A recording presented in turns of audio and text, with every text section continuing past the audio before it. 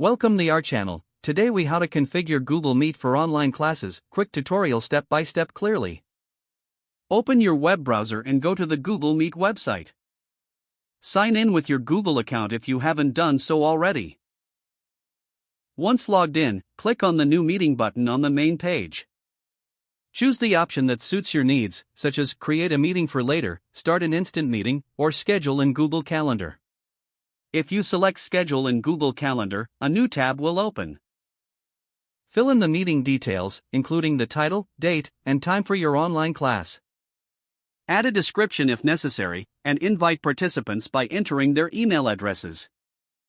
Once done, click on Save to create the event. If you selected Start an instant meeting, you will immediately enter the meeting room. On the meeting page, you can select your microphone and camera settings. Make sure to allow Google Meet to access your device's camera and microphone when prompted. To invite participants, click on the participants icon on the right side of the screen. Copy the meeting link provided and share it with your students via email or messaging apps.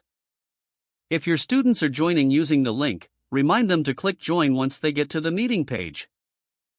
Check the chat feature at the bottom right corner to communicate with students during class.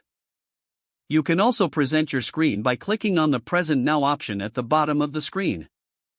Select whether you want to share your entire screen, a window, or a specific tab.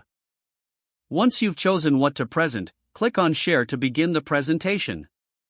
To manage participants, use the participants icon to mute or remove any individual if necessary. Ensure you engage with your students by asking questions and encouraging participation. At the end of the class, click on the Leave Call button to exit the meeting. Always remember to check your settings and practice using the features before your actual class to ensure a smooth experience. If the page does not load, refresh the browser or try again in a private or incognito window.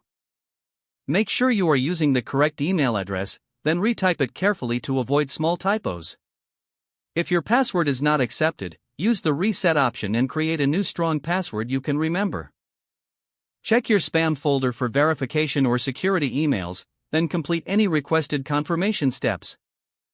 Enable two-factor authentication if available to improve account security and reduce unauthorized access risk.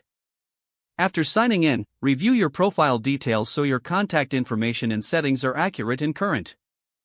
If you see an error message, note it down and try again after restarting your device and internet connection. Don't forget to like this video and subscribe to our channel for more step-by-step tech guides.